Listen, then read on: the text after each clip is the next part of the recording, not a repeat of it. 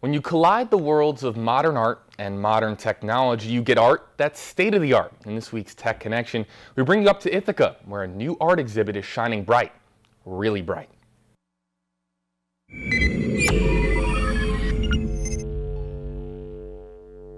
Welcome to Cornell University on a beautiful autumn afternoon. I'm standing in front of the Herbert F. Johnson Museum of Art, a building that stood here on campus for decades, but it's got a new feature. Recently, an artist who doesn't use paint or clay, but instead uses lines of code, has made a pretty high-tech upgrade to the exterior of the building. Now, you can't really see it right now, but if we let the sun set, you can actually see the new feature from miles away.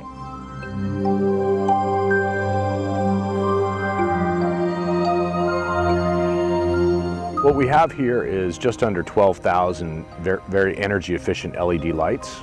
They're all in white, and I can control the brightness of them, so I have a lot of control over exactly which shade of brightness it is. Artist Leo Villarreal has spent 2 years working on this, an exhibit at Cornell he calls Cosmos.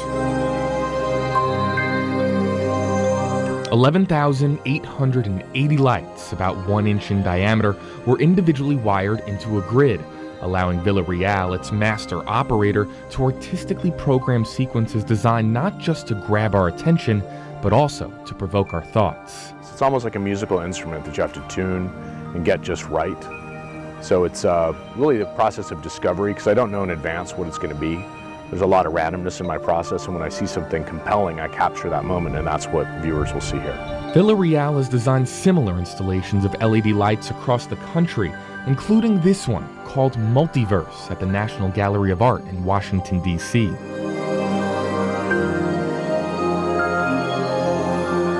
Each exhibit he designs is tailored to the site's environment. Cosmos at Cornell, for example, incorporates visual complexions of nature, moving water, and the night sky. But you'll see other elements, like things like clouds. But it's abstract. It's not a direct, oh, there I see this specific thing. It's boiling those things down in software and recreating them from the ground up through rules. Rules that control countless sequences programmed to randomly appear, meaning students who visit the museum or simply walk by will always see something different. In that way, my goal is to create something harmonious and ephemeral that integrates art, technology, architecture, and brings it all together that I think everyone will find really exciting. With your Tech Connection, I'm JB Buno.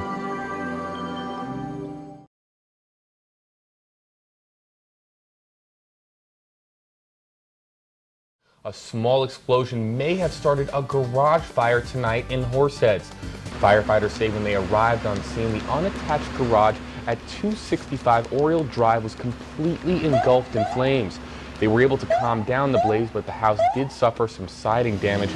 An unknown number of people were inside the house when it started, but there were no reported injuries. Town and Country firefighters say they're close to finding out how the fire started.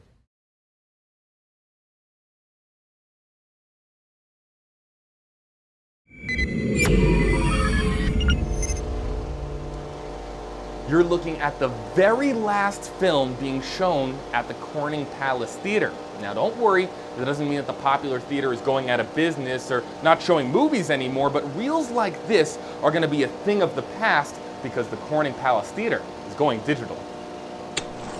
As I've said, the customers are going to see a presentation we have not been able to show them yet. And that excites me, because that's going to take them to a whole new level of experience, second to no one in the area. Corning Palace Theater owner Tim Bonomo has been in the movie theater biz since 1982, doing everything from splicing film to running the popular theater on Market Street. But making the switch from 35mm film to complete digital is new, even for the 30-year professional. We go through a process where it ingests the film, decodes it, and then projects it on the screen. So it's really the difference between an old-fashioned physical format and kind of 2012, which is, digital. Everything's digital. With today's technology, the 35mm format might seem ancient to most people. The projector runs through miles and miles of film off of these platters and shines a beam of light through each individual frame, projecting an image out onto the big screen. A film deteriorates each and every time it's shown, so if you saw a movie weeks after its release, you weren't getting a perfect picture. With a digital file being the new medium of the future, a lot of the headaches of 35mm film will be ancient history for the Palace Theater. I can't tell you how thrilled I am to know that I'm never going to have another scratched print. I mean, that to me is huge.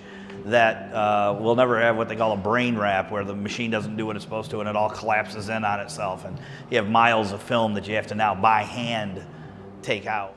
Digital projectors output a cleaner image, upgrading not just the picture quality, but the audio quality as well. Obviously, the digital sound will make an improvement in the sound. The actual picture, you're going to see a picture-perfect presentation every time. To dismantle the old projectors and install the new ones, Tim had to close the Palace Theater for a week and bring in theater technician Andy Mill.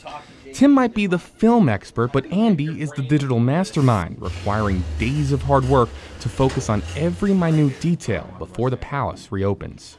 It will be an improvement for the customer. The customer is going to get the best presentation they could possibly get from here on. The old projectors are gone, and in just a couple of hours, the new projectors will be put in place right here where the old ones were. And next week, we're going to show you the digital projectors up and running here at the Corning Palace Theater. With your Tech Connection, I'm J.D. Buno.